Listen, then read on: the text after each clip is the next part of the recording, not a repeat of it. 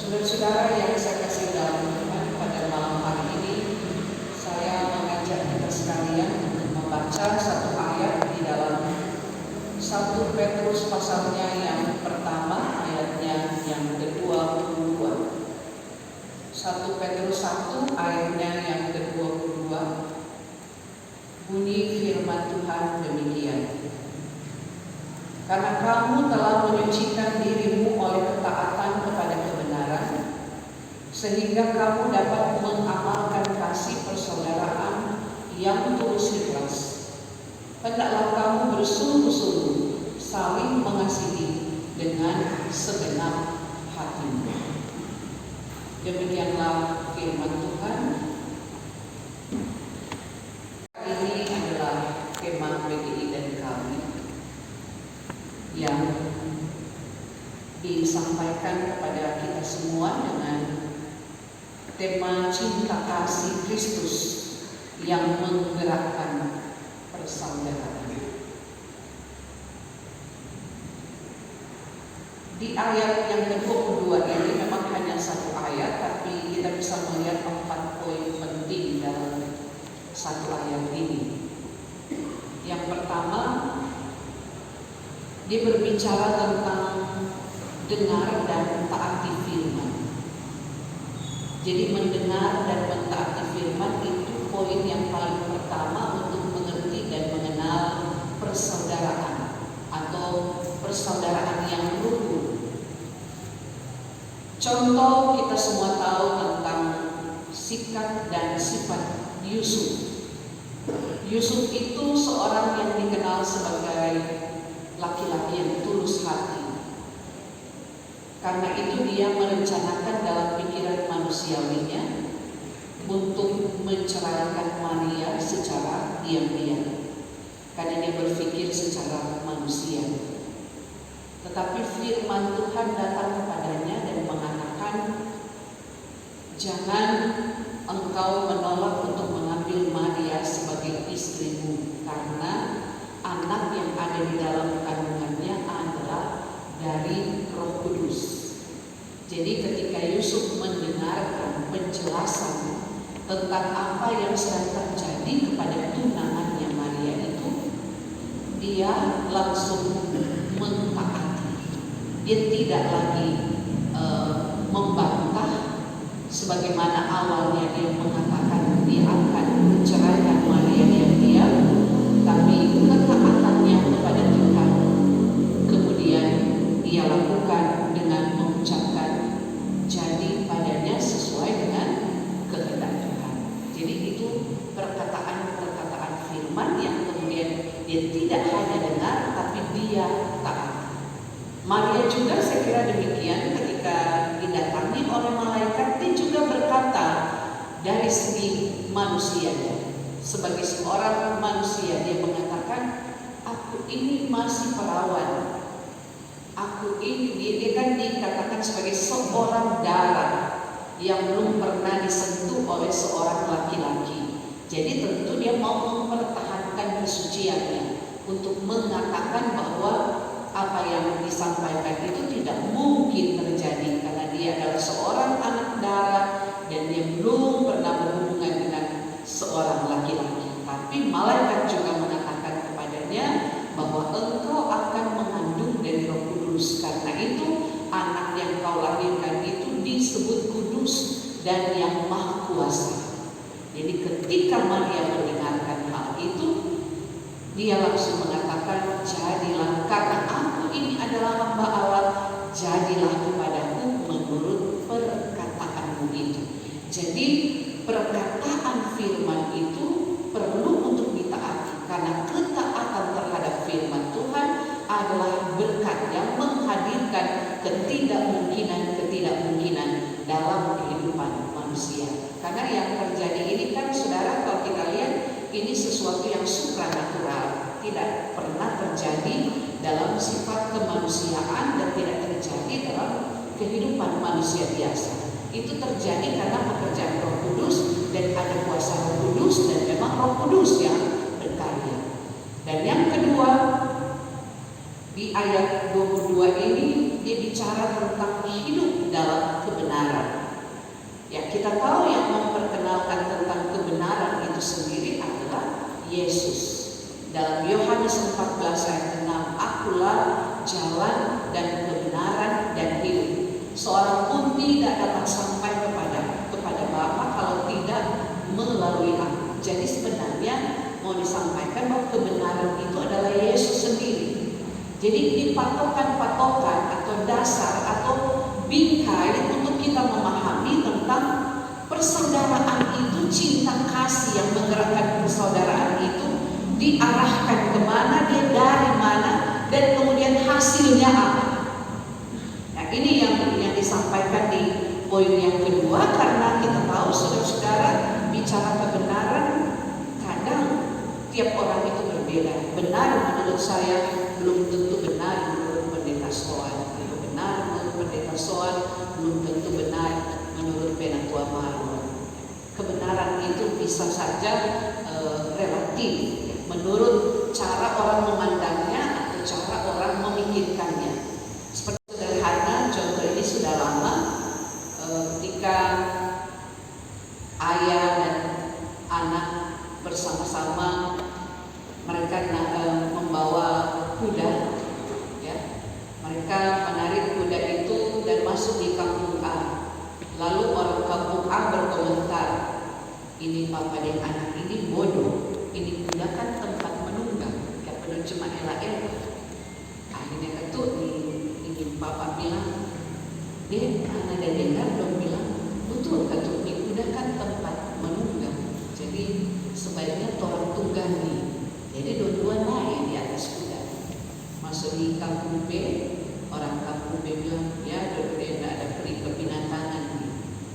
Bapak dan anak ini, tuh kuda kesian suka kosong-kosong, yang penting naik dua-dua. Kau terpaksa tuh.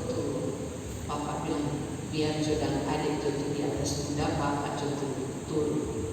Masuk kampung C, orang kampung C bilang, "Ya kasihan soalnya tidak ada rasa hormat ke orang tua di anak. Dia duduk bagus-bagus di atas kuda, kemudian papa kasih kuda elah-elah pada dia, disadap-sadap dia duduk di atas kuda." Maka tuh anak bilang, "Pak, biar aja kita jatuh turun sebagai tanda hormat ke orang tua, papa jatuh naik di atas kuda." Masuk kampung dia, orang kampung dia bilang, "Ya bukan main ini pacen ini." Dan duduk nyaman-nyaman, menempel anak kasihan si kecil, tak elah-elah pada dia duduk di atas kuda. Serta lewat kampung dia, berdua duduk di atas pohon, di bawah pohon, ya anak begini, "Pak, mana dong turun? Orang kampung A dia bilang, atau orang kampung B dia bilang, atau orang kampung C dia bilang, atau orang kampung D dia bilang?" Sebab kalau kita mau dengar, sepertinya semua benar menurut ukuran dan takaran masing-masing. Bahkan itu dicerita lanjut. Kemudian ini anak bilang begini, "Bingung ya kan Pak, menentukan itu kebenaran seperti apa? Kok kita melihat Tuhan agak sedikit tidak adil dalam hal penciptaan." Oh ya, anak bilang begitu. Coba Pak lihat orang bahasa Barat ini mau beringin, lebat sekali di daun. Coba Pak lihat, kok besar sekali di pohon. Mana DP buah kecil-kecil. Coba Pak lihat tuh pohon kelapa sana, tinggi langsing, ya, kurus tinggi langsing, butilan.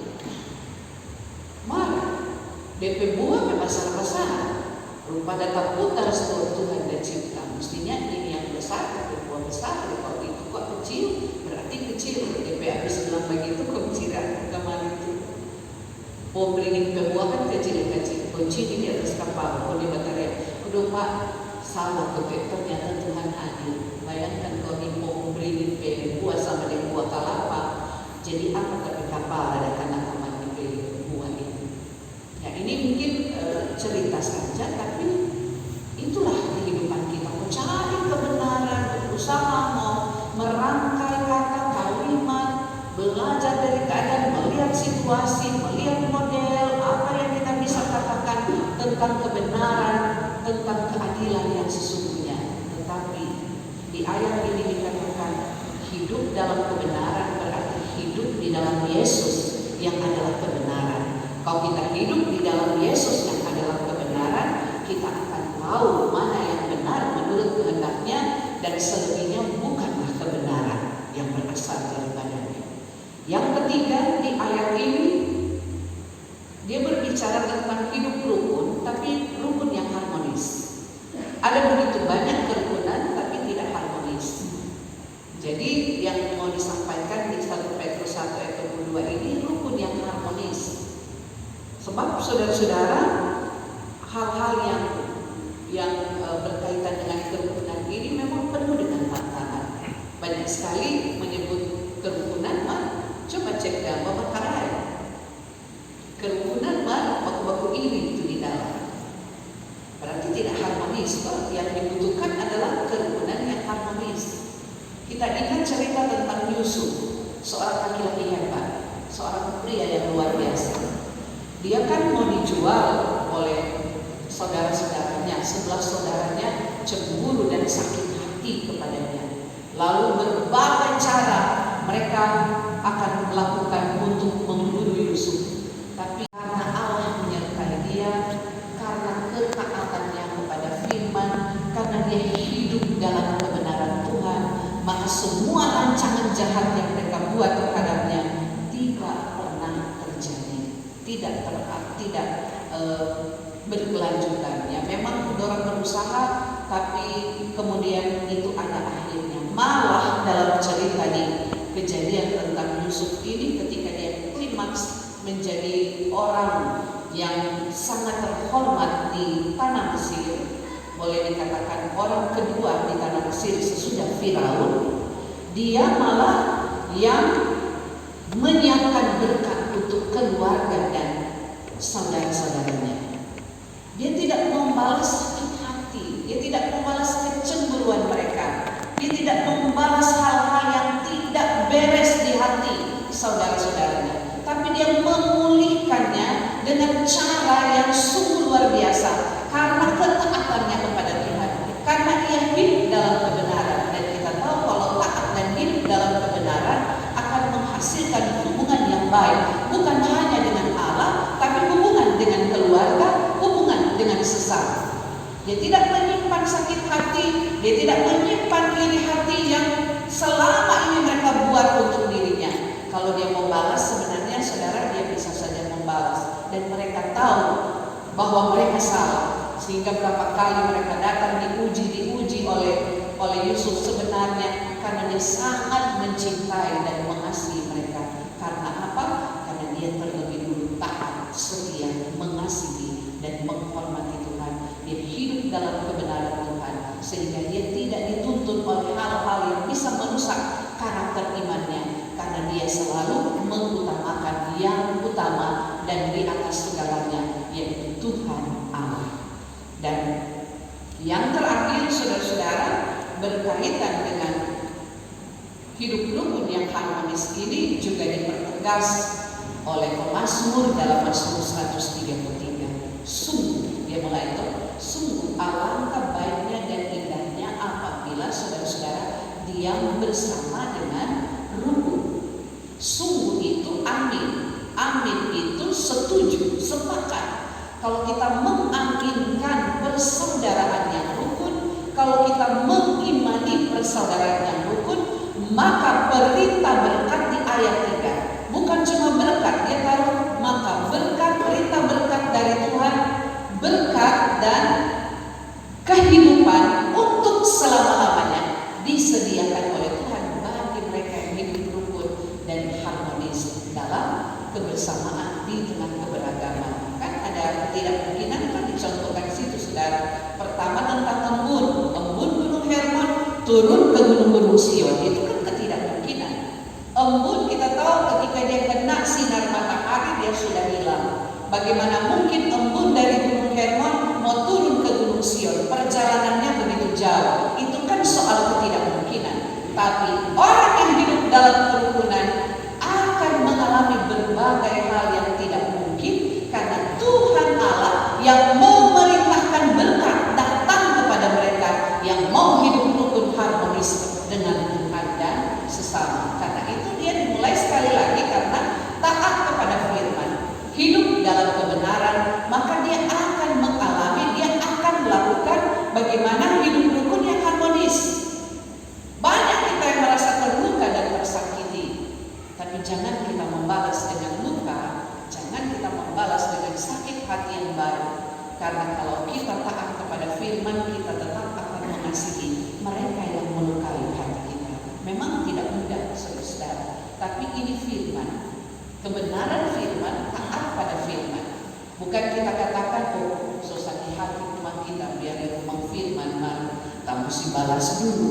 Ya, itu berarti tidak mentaati. Nah, karena itu saya kira berkaitan dengan perenungan di malam menyambut Natal, pria papa wilayah Manado Timur 6. Ini adalah hal yang sangat penting sebagai imam dalam keluarga dan sebagai persekutuan bapak-bapak harus selalu mengutamakan kebenaran yang sesungguhnya, yaitu Yesus, agar supaya dari kebenaran itu akan muncul ketaatan terhadap Yesus sang juru selamat. Dia yang datang membawa terang, karena pasti bapak-bapak banyak yang mengalami juga pergumulan, persiapan dalam menyambut Natal dan tugas-tugas lainnya. Tetapi di sisi lain memang kita tahu Tuhan mencipta laki-laki dan perempuan itu agak berbeda.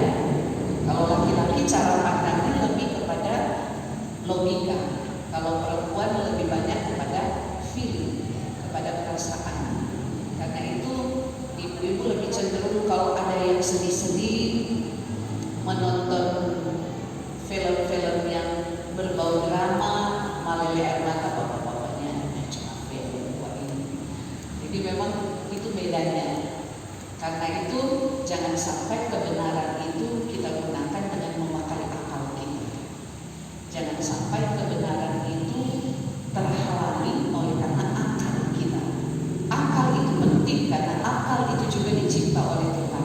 Tapi jangan sampai dia berkuasa di dalam kehidupan kita sehingga iman kita seolah tercabut dari kehidupan kita. Sebaliknya, biar akal itu dilampaui oleh kasih Kristus, maka kalau kasih Kristus melampaui akal itu, kuasanya akan bekerja dan menghasilkan damai di hati